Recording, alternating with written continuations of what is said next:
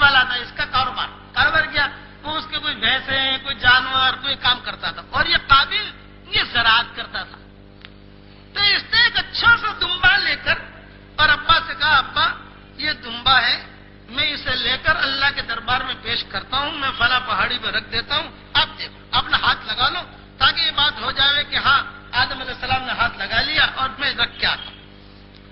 قابل یہ باپ کے پاس آیا ہی نہیں، اس نے جو ہے وہ کچھ گیہوں اور کچھ ایسی چیزیں جو وہ بھی رکھ دی،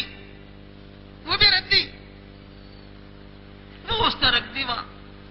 اب سارے کے سارے نیچے کھڑے رہے، وہ لڑکیاں بھی کھڑی ہیں، امی بھی کھڑی ہیں، آدم علیہ السلام بھی کھڑے ہیں، سب بھائی بہن جو بھی تھے وہ سب طرف میں وہ کھڑے ہیں، دیکھ رہے ہیں۔ تو دیکھا کہ آسمان سے آگ آئی اور آگ نے آ کر حابل کا جو مال تھا اسے جلا دیا۔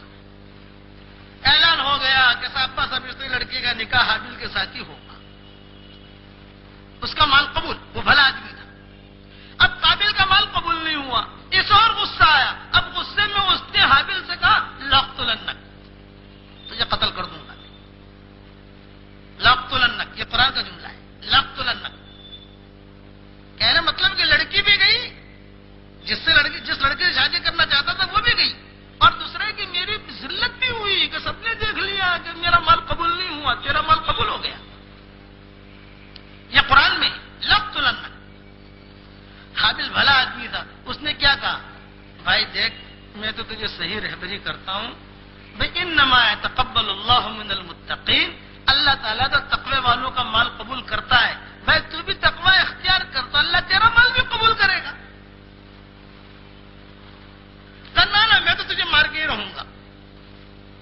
تو اس نے پھر جواب دیا حابل نے، لئن بسطت الی یدک لتقتلنی ما انا بباسط یدی الیک لیقتلک، کہ دیکھ بھائی قابل، اگر تو ہاتھ بڑھائے گا اور مجھے قتل کا تو ارادہ کرے گا تو میں مر جاؤں گا، لیکن میں تجھے قتل نہیں کروں گا، میں تو اللہ سے ڈرتا ہوں۔ اور بھائی کیوں یہ گناہ اپنے سر تو لیتا ہے، اتنا بڑا جرم کیوں؟ اب مورخین نے لکھا ہے کہ ماں حوا نے قابل کو بھیجا حابل کو بلانے کے لیے کسی کام سے، کہ جاؤ ذرا حابل کو بلا لو۔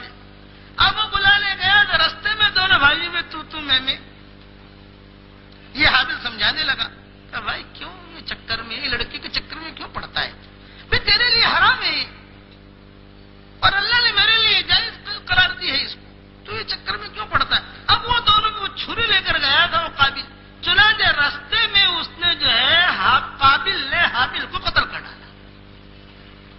اچھا یہ پہلا قتل ہے۔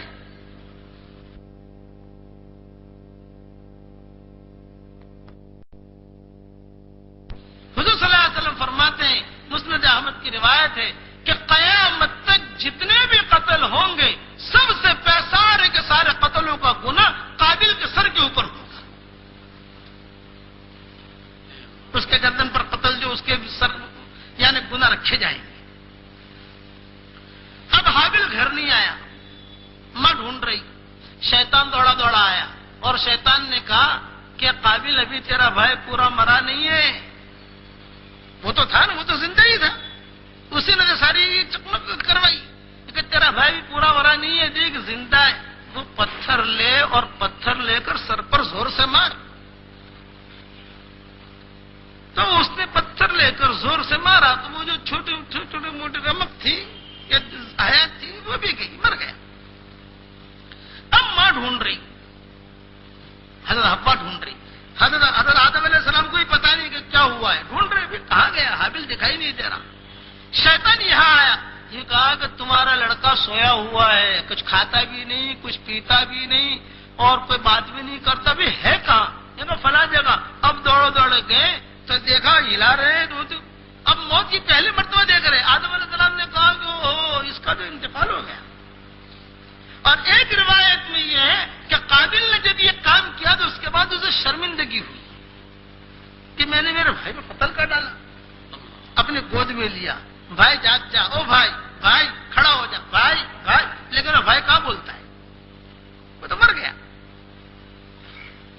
اور کئی دنوں تک وہ اپنے کندھے پر اٹھا کر قابل جنگلوں کے اندر گھومتا رہا، پتا نہیں کہ صاحب اس کو دفن کیسے کریں، کیا کریں؟ اچھا ماں باپ کو پتا چلا تو ماں باپ کے دل میں جو تکلیف، جو فطری محبت ہوتی ہے بیٹی کے، چاہے کیسا بھی ہو، اور تھا بھی بھلا ہی اچھا آدمی تھا، حابیل جو تھا اچھا آدمی تھا. اب یہ قابل بڑا پریشان ہے، کیا کرو؟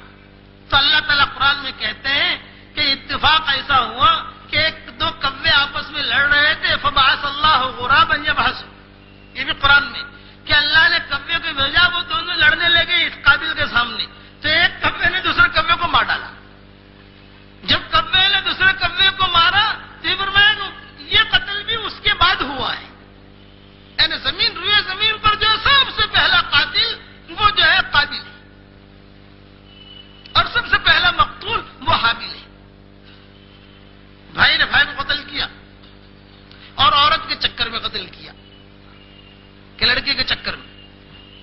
چنانچہ روایت میں یہ کہ جب وہ کوے نے کوے کو مارا سے بیٹھا ہوا دیکھ رہا تھا منظر، اب اس کوے نے جو جلدی وہ زمین کو تھوڑی سے کھودی، کیا وہ کیا، اور اس کوے کو اس میں رکھا، اس پر مٹی ڈالی، اور مٹی ڈال کر وہ کوا اڑ گیا. تو اس کے عقل میں آئی کہ اوہو یہ کام تو میں بھی کر سکتا ہوں. یعنی قبر کی ابتدا وہاں سے ہوئی. یہ جو قبروں میں دفن کرتے ہیں مردوں کو، مرحومین کو، وہ کوے نے یہ بنیاد ڈالی. یہ قرآن میں، یہ قرآن کی باتیں بتا رہا ہمیں. آپ 6 پارے میں اس کی تفصیل دیکھ لینا.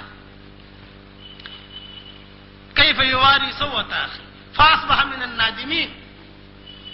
قابل کو جو ہے بہت ندامت ہوئی، بہت رونے لگا، اور آدم علیہ السلام پر بہت ٹھیس پہنچی. آدم علیہ السلام نے اللہ سے دعا کی، اے اللہ میں چاہتا تھا کہ میرے بعد ہی میرا بیٹا حابیل جو ہے شاید میری جگہ پکڑے، میرا جانشین بنے، اور میں تیرے پاس آؤں تو میرے پیچھے کوئی اولاد ایسی چھوڑ کر آؤں جو کام کی ہو، لیکن ابھی تو مر گیا. اے اللہ تو مجھے ایسی اولاد دے جو میرے بعد میرا نام اجاگر کرے. اب شیس علیہ السلام پیدا ہوئے. شیس علیہ السلام کا تذکرہ قرآن میں نہیں ملے گا، زیادہ تر حدیثوں میں بھی نہیں ملے گا، کہ لمبی چوڑی حدیث ہے شیس علیہ السلام کے بارے میں نہیں ملیں گی، لیکن چھوٹا چھپائے کچھ نہ کچھ قصے ان کے کتابوں کے اندر ملیں گے. کتابوں کا مطلب ہے کہ جو تمہارے کتب خانے میں ملتی ہے وہاں کچھ بھی نہیں ملنے کا. یہ جو ہوتے ہیں نا کتب خانے چھوٹے چھوٹے رسالے، وہ رسالوں میں تو بہت واحد کتاب دیکھو تو سب سے پہلے مصنف کا نام دیکھو کہ کس نے لکھی ہے. آج کل لوگوں کا شوق بہت بڑھ گیا معلومات بڑھانے کا. وہ جو کتاب مل گئی وہ پڑھ لیا اور بیان کرنا شروع کر دیا.